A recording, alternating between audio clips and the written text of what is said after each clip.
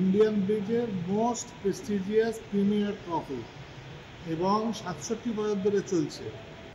একটা সময় মনে করা হতো তাস কেবলই অবসর যাপনের খেলা, কিন্তু সেই ধারণা পাল্টে গিয়েছে বহুদিন। দাবার পরে বুদ্ধিমত্তার অন্যতম লড়াই ব্রিজ নিয়ে ক্রমশ বাড়ছে উন্মাদনা। তার অন্যতম কারণ জাতীয় ও আন্তর্জাতিক স্তরে বহু প্রতিযোগী এই খেলায় দেশের মুখ উজ্জ্বল করেছেন। সেই তালিকায় রয়েছেন বাংলার অনেকেই। শহরে ফিরল Ashok Ruia memorial winter national bridge championship. সোমবার উদ্বোধন হলো এই প্রতিযোগিতার, চলবে 11 তারিখ পর্যন্ত। অংশ নিয়েছেন প্রায় 700 জন প্রতিযোগী। কি চমক থাকছে এই টুর্নামেন্টে?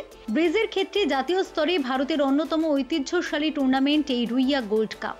একটা সময় তারকা ব্রিজ প্লেয়ারদের দক্ষতার পরিমাপ করা হতো, কে কতগুলি রুইয়া গোল্ড কাপ জিতেছেন তা দিয়ে। এখন সেই জনপ্রিয়তা কিছুটা কমলেও টুর্নামেন্টের ঐতিহ্য কমেনি একটুও। সোমবার লেডিজ পেয়ার্স ইভেন্ট দিয়ে শুরু হলো এই টুর্নামেন্ট।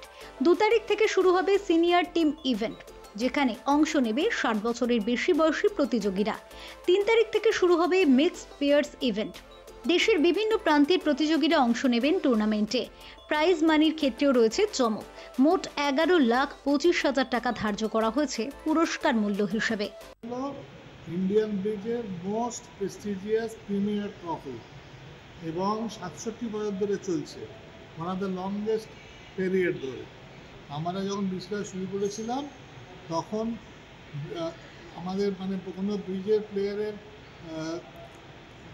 ক্যালিবার তৈরি জিজ্ঞেস করা হতো কতগুলো উইকেট আমি জিতেছি জীবনে, কেমন?